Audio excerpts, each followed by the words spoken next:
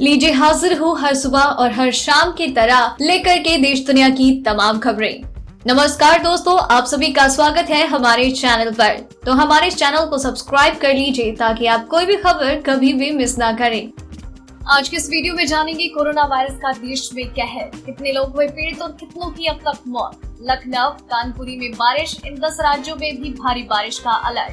आज रात इतने बजे लगेगा चंद्र ग्रहण, जाने समय और सूतक काल। कोरोना संकट पर मोदी सरकार का फैसला, नहीं शुरू होगी कोई नई स्कीम। इस राज्य के यात्रियों को झटका, कई स्टेशन पर नहीं रुकेगी ट्रेनें। कोरोना काल में आप बिना कोई बटन दबाए निकाल सकेंगे एटीएम से कैश, ऐसे करेगा काम। शाहीन बाग में फिर से सीएए विरोधी प्रदर्शन की आशंका, पुलिस बल तैनात। अनलॉक 1 में बड़ी तेल की मांग, जानिए आज पेट्रोल डीजल की कीमत में कितना हुआ बदलाव। चलिए जानते हैं अब खबरें विस्तार से, लेकिन उससे पहले वीडियो पसंद आ रही हो तो लाइक जरूर कर दें। भारत में कोरोना वायरस का कहर जारी है। देश में कंफर्म केसेस का आंकड़ा 2,26,770 के पार हो चुका है और 6,348 से ज्यादा लोगों की मौत हो चुकी है। वहीं 1,09,462 लोग ठीक हो चुके हैं। दुनिया भर में इस वायरस की वजह से 3,91,136 से ज्यादा लोगों की मौत हो चुकी है। वहीं 66,32,985 कंफर्म केस सामने आ चुके हैं। हो सकता है जब आप ये वीडियो देख रहे हो ये आंकड़ा और बढ़ गया हो। वित्त मंत्रालय ने वित्त वर्ष 2020-21 के लिए किसी नई योजना की शुरुआत पर रोक लगा दी। मंत्रालय ने विभिन्न मंत्रालयों और विभागों के द्वारा अगले 9 महीनों या मार्च 2021 तक स्वीकृत नई योजनाओं की शुरुआत को रोक दिया। ये रोक उन योजनाओं पर है जो स्वीकृत या मूल्यांकन श्रेणी में है। दिल्ली का शाहीन बाग इलाका एक बार फिर से सुर्खियों में है। इस इलाके में एक बार फिर से पुलिस तैनात है। इलाके में धारा 144 है ताकि दोबारा नागरिकता संशोधन कानून यानी कि सीएए विरोधी प्रदर्शन शुरू न कर दे। दिल्ली पुलिस के joint commissioner Devesh Chandra Srivastava, DCP RP Meena, additional DCP Kumar Gyanesh और ढाल सिंह ने बुधवार को मौके का जायजा लिया और यहाँ पर पुलिस की तैनाती की।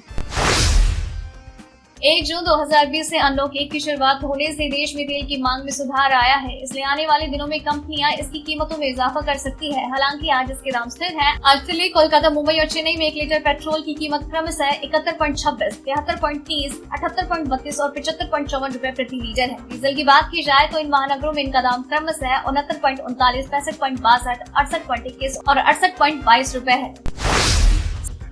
साल का दूसरा चंद्र ग्रहण आज यानी 5 जून को लगने वाला है। ये ग्रहण वास्तविक चंद्र ग्रहण न होकर एक उपछाया चंद्र ग्रहण होगा। आज लगने वाला उपछाया चंद्र ग्रहण रात में 11:15 से शुरू होगा और रात में 2:34 पर खत्म। ये चंद्र ग्रहण ज्येष्ठ पूर्णिमा के दिन लग रहा है। ये चंद्र ग्रहण एशिया, ऑस्ट्रेलिया, अफ्रीका और भारत में दिखाई देगा।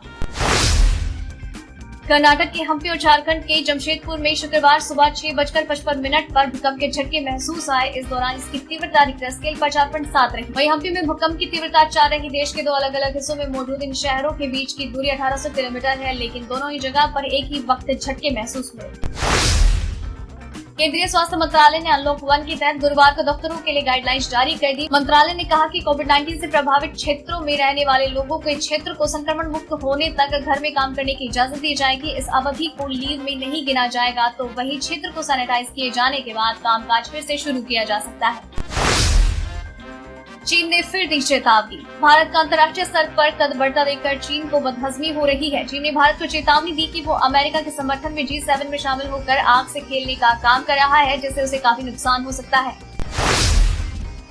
भारत में पिछले 24 घंटों में कोरोना के 9,851 नए मामले सामने आए, जबकि 273 लोगों ने अपनी जान गंवा दी। नए मामले सामने आने के बाद से देश में कोरोना से संक्रमित मरीजों की संख्या 2,26,770 हो गई। भारत में नए केसेस के मामले अब दुनिया में तीसरे नंबर पर पहुंच गए हैं। अब सिर्फ ब्राजील और अमेरिका ही भारत से आगे है।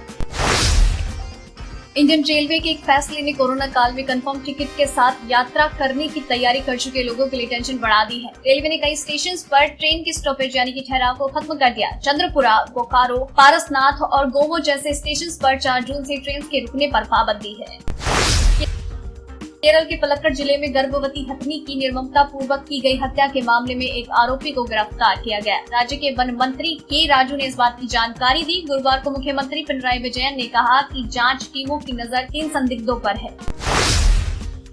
कोरोना वायरस संक्रमण से ग्राहकों को बचाने के लिए जल्द ही देश के कई बड़े बैंक अब कॉन्टैक्टलेस एटीएम मशीन लगाने की तैयारी में है। रिपोर्ट्स के अनुसार एटीएम टेक्नोलॉजी पर काम करने वाली कंपनी ने नई मशीन तैयार की है। इसके लिए एटीएम मशीन पर दिए गए क्यूआर कोड को स्कैन करना होगा और फिर मोबाइल पर ही अमाउंट डालना होगा और कैश एटीएम से निकल जाएगा। भारत और चीन के बीच युद्ध जैसे हालात पर काबू पाने के लिए शनिवार को एक अहम बैठक होने जा रही है, लेकिन उससे पहले एक बार फिर से चीन भारत को डराने की कोशिश कर रहा है। बताया जाता है कि अक्साई चीन के इलाके में चीन ने अपने लड़ाकू विमानों की हलचल बढ़ा दी। भारतीय सेना भी लगातार चीन की हर गतिविधि पर नजर जमाए हुए है। मामले की गंभीरता को देखते हुए वायुसेना भी अलर्ट पर है। दिल्ली मेट्रो रेल कॉर्पोरेशन के लगभग 20 कर्मचारी कोरोना पॉजिटिव पाए गए। इन सभी में कोरोना से होने वाली बीमारी की कोई लक्षण नहीं है। DMRC के अधिकारी ने ये जानकारी दी। श्रमिक स्पेशल ट्रेन में महिला ने बच्चे को दिया जन्म। तेलंगाना के किंगमपल्ली से ओडिशा के बलांगीर जा रही श्रमिक विशेष ट्रेन में आज एक महिला ने बच्चे को जन्म दिया। मां और बच्चे को ओडिशा के टिटलागढ़ में एक सरकारी हॉस्पिटल में एडमिट किया गया है और दोनों बिल्कुल स्वस्थ हैं।